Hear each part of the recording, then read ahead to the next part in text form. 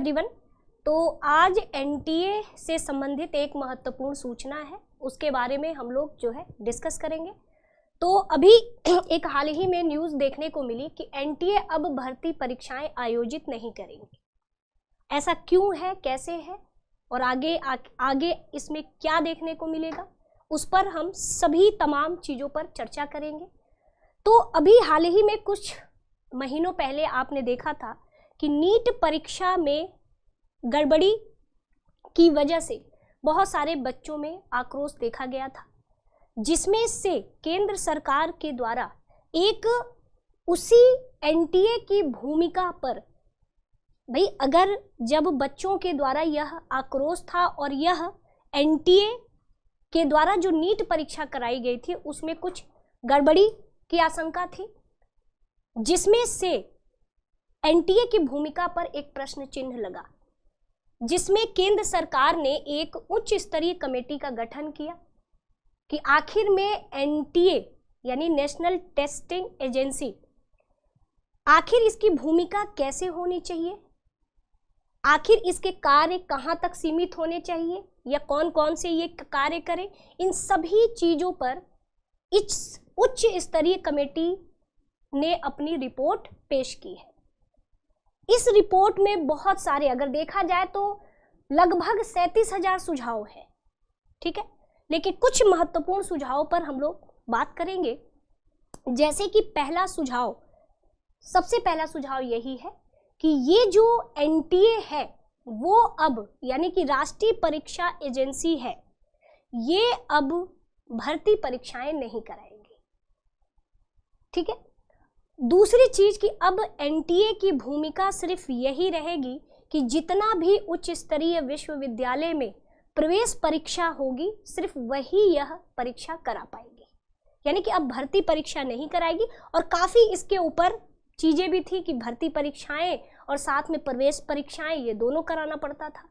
तो एक जिम्मेदारी से 2025 से, है ना, 2025 अभी तो 2024 है, यानी कि नेक्स्ट ईयर से यह अब भर्ती परीक्षा नहीं कराएगी, सिर्फ और सिर्फ उच्च स्तरीय विश्वविद्यालय में प्रवेश के लिए यह परीक्षा आयोजित करेगी।